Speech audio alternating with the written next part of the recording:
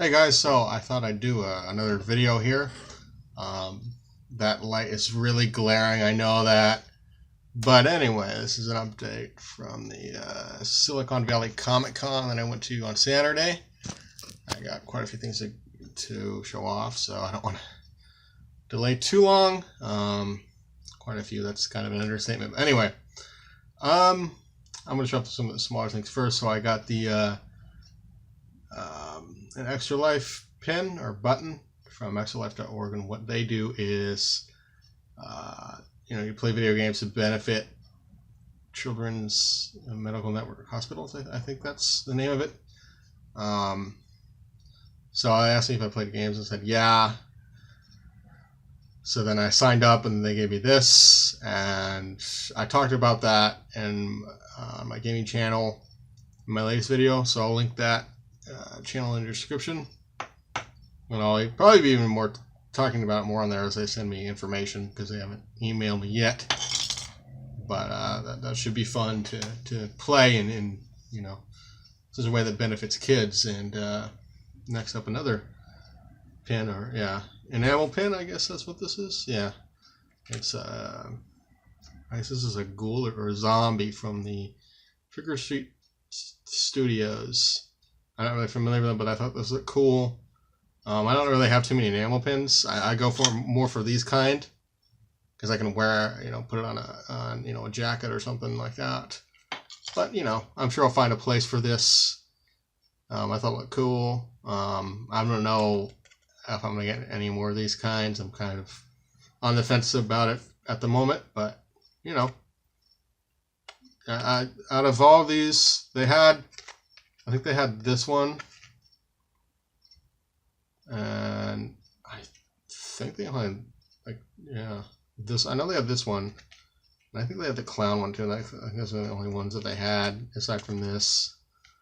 But if, maybe it's something to start collecting. I'm not really, like I said, I'm not really sure if I'm planning to get any more of them at the moment.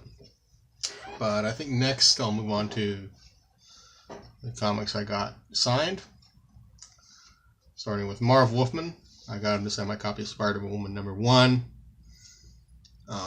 This is a key issue, actually.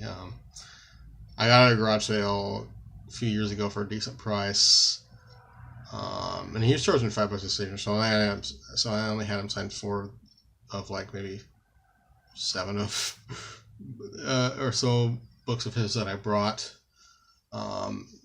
Turns out I had more stuff that he had worked on than I realized, and he's one of my favorite comic writers. And then I have Batman 442, another great cover.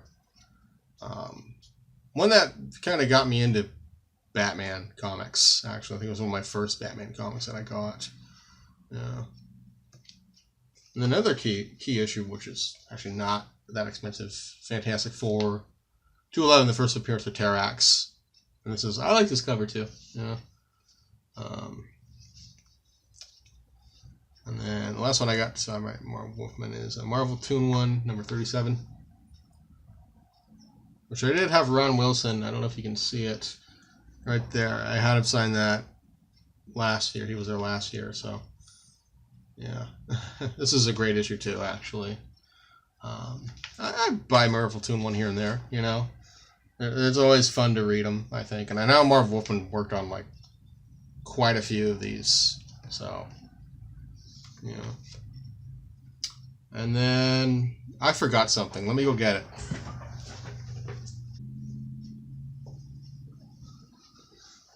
I'll have to edit that out, I think. Moving on with autographs, since I forgot one thing, is I just remembered it. This is how Jim Shooter. Yes, Jim Shooter was there, and I had him sign my copy of The Avengers: Private War, Doctor Doom. I'll show you guys. He was nice. I mean, he was talking about like Alice Cooper and his concert experiences when I met him, but he seemed to be very. He went into detail about that, which I didn't mind that. I didn't mind him talking listening to my books. At least he wasn't rude, And he was nice and maybe kind of lonely because he was talking so much. I don't know. I didn't ask him, but yeah. Something worked on as editor-in-chief. Peter Parker, the Spectacular Spider-Man. This is issue 38. This is a great cover too. One of my favorites. Avengers 200. Sign that. That was actually an issue I found a couple of years ago at a local comic shop. And same with this one as well. Marvel Team Up Annual number 3. Yeah. Yeah, I definitely have I have a lot of stuff that Jim Shooter worked on too. It was more editor-in-chief that the comics I have by him that he worked on than anything else. You know, the Avengers, Private War Doom, he was an artist and writer on that, but he eventually was editor-in-chief for quite a while, from what I understand. And then the last one that I have signed, this is Marvel 2-in-1, number 85. Yeah, this is a great issue too. I got this one because a friend of mine has it, and you know, it's kind of a fun cover, you know, and yeah. And then Simon Bisley, I asked him that he signed. He was there too. He's an artist. Body Count number 2, which is like which is like Ninja Turtles, in a John Woo backdrop kind of thing. And I only have this issue, but I do plan on getting the trade eventually. You know, I mean, it looked like I got ran over a truck. You can kind of see it there, but that's all right. This keeps going down, and that's what I don't like about this setup here, is it kind of slides. Okay, I think it's okay now. The Dead, Kingdom Flies, number 1. You sign that. I don't know if it's going to be too graphic for YouTube, so I'm not going to spend a lot of time showing it. This one might be too. The Dead Kingdom Flies, number 4. I don't have issues in 2 and 3, but I'm into zombies. You know, I think there's zombies pretty much. I'll read comics wise. So, yeah. I mean, I'll have to get 2 and 3, like I said. It was a great meeting him. He was friendly. My mom thought he was kind of rude because I was gonna have him sign this Fistful of Blood, which he worked on it with Kevin Eastman and this is like the last item I got before I left. It was half off, so I figured, why not? $10, you know, you could do worse. But my mom was like, oh, he's kind of rude. I don't think he was that rude, personally, but whatever. It's not like, maybe if I meet him some other time, I can have him sign this. I'm not really, you know, like I said, it's not a big deal if he didn't. So I know I kind of showed this out of order, but since I was talking about Simon Bisley, I figured I'd just show it off now. This keeps sliding. I need to. I wonder if this will work. Not really, huh? That's somewhat better. And then I did meet Ernie Reyes Jr. Or Ernie Reyes, yeah. You might know him from Teenage Mutant Ninja Turtles 2. He was there, so I got, bought a picture of him and he signed it for me. I do want to get this framed because it's a great photo, and I hate for it to get like damage or anything like that. You know, I should definitely get it framed though, because why not? You know. And then we'll also move on to the other stuff that I bought. This one is kind of caught my attention and it looked kind of wild to me, and that is Pinhead versus Martial Law. Law in Hell. This is both issues.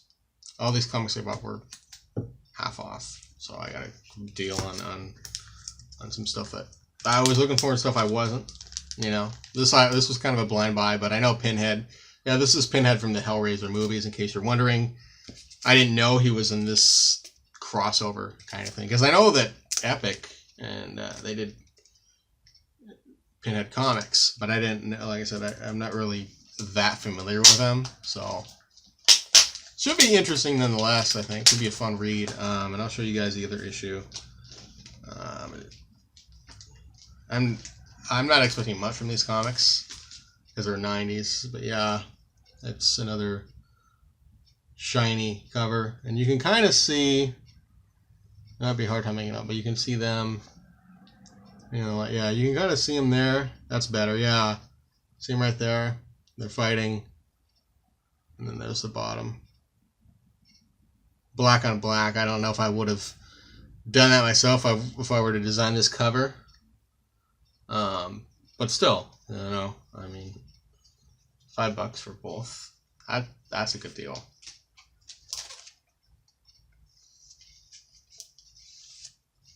These are kind of a pain in the butt to put back in here, so I'm just gonna kind of do the best I can. There. Oh, okay, I got it that time. First time I took them out, I had a hard time putting them back in. So that, you know, last night when I was looking at them. And then I have What If number 15. I think this is volume 2. What if the Fantastic Four had lost the trial of Galactus? What ifs are always fun. I buy them here and there, you know. Yeah. Why not? You know, it looks interesting. Then I have another Marvel team up. It's issue 35. The Human Torch and Doctor Strange. Those look kind of fun, I thought. Yeah. And then I think the rest is Fantastic Four. Some of the ones I was looking for, the John Byrne ones in particular. Fantastic Four 208. I like the cover on this one. Looked fun, you know. And I have issue 253. I think, yeah, John Byrne, because he usually uses his signature or his autograph on there on the ones he worked on.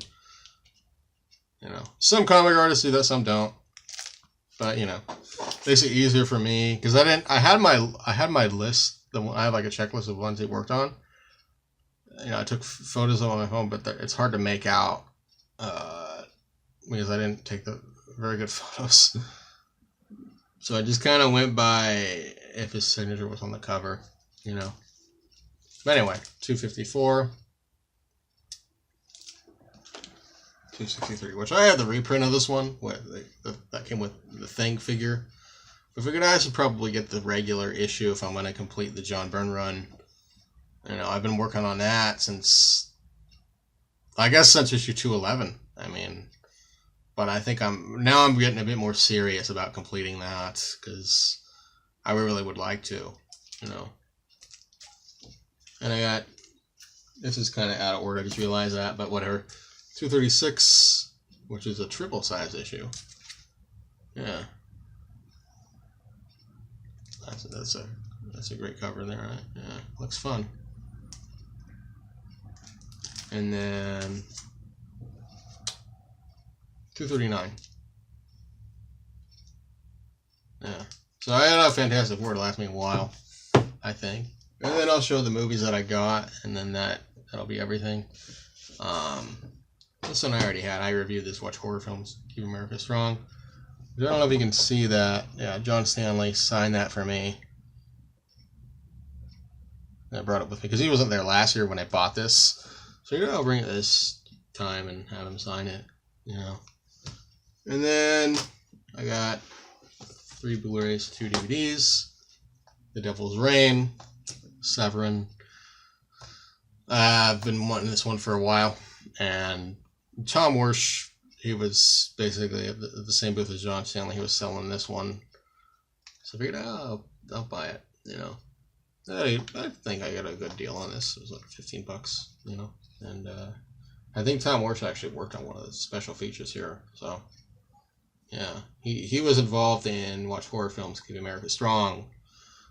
I think Tom Wersch was like the director or something like that of that documentary. Wait, am I skipping one? Oh, okay. This is in order. Try to do it alphabetical order, but then I got She Killed in Ecstasy. I've been trying to see more of Jess Franco's movies. I look forward to checking out. It's the Blu-ray and the CD soundtrack. Well, the CD has original Missing Picture soundtracks to Vampiros Lesbos, She Killed in Ecstasy, and The Devil Came from Akasawa, I think is how you say that. I don't have Vampiros Lesbos, but I'm interested in that one as well. It is a similar kind of packaging to this. But the vendor who I bought this one from, he didn't have very much Jess Franco stuff because I was looking for Bloody Moon. And he didn't have that one, but I thought, oh, this one looks interesting. And I know that Dante Renee of the Tenru Bizarro channel has talked about this movie. And I was definitely interested in it. I guess I had forgotten that, like, the name of it. So I didn't remember that it was a Jess Franco movie, but I remember that I searched it for it on YouTube. It's like, oh yeah, I remember listening to that review. But it's just one that I wasn't really looking for, but I was just looking for whatever I could find Jess Franco wise. Because I got enough too many, like I said, the vendor. I was gonna get Beyond the Darkness, which is a Blu-ray and CD as well, but it's a little bit more money than this, so I figured I'll go with this. And I do like that window packaging. It's kind of cool.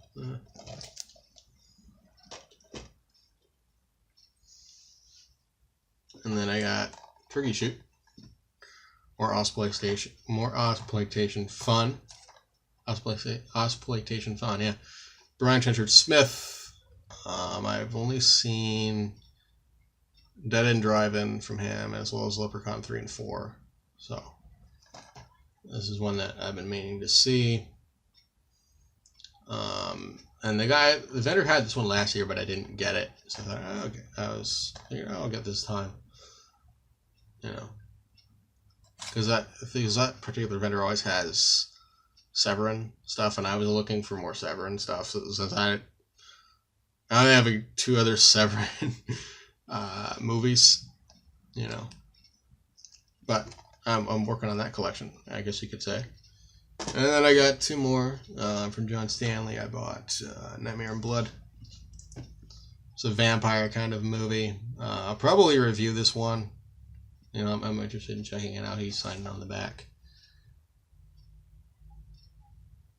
Yep. But yeah, this should be worth checking out. Yeah. And actually has some, it doesn't have a lot of special features. Has audio commentary of writer John Stanley and co-writer Ken Davis. Feature features half an hour of vintage John Stanley material, including an interview with Leonard Maltin, a discussion of making Nightmare in Blood, and a photo gallery. But this should be fun, It's one I'll be getting around to checking out, And then lastly, the last thing I'm going to show, I didn't forget anything, is Suffer Little Children. Intervision, which is, Severin's, I think, sub-label or something like that, sister label. It's basically pretty much shot on video. A lot of it is shot on video stuff, which this is a shot on video movie. I had heard about it, and, why not check this one out, Seems fun. So you guys the back, I guess. I know there's that glare there, but you can probably still make out the images. And actually, I didn't know there were special features on this guy. School Shock, an interview with director Alan Briggs, Seducing the Global, an interview with legendary UK Nasty era fanzine critique John Martin, and a trailer. Then again, shot on video releases, especially Camp Motion, tends to have special features, so maybe I just hadn't thought of that when I, grabbed this out of the box. I was kind of surprised. There's special features, I do want to get more into Intervision, because I was looking for Burning Moon, but the vendor didn't have that one. He had Mondo Cannibal. I wasn't as interested in that one. I might get that one later on. I figured, suffer little children. Suffer little children. Yeah, it seems like a good time. And yeah, I think that's all I have to show for now. I'll be doing another DVD and Blu-ray update sometime this month. But this should be enough to tide you guys over in the meantime. And thanks for watching. You should have this video up tonight or tomorrow night, depending. I'm going to try and get up as soon as possible. And thanks for watching.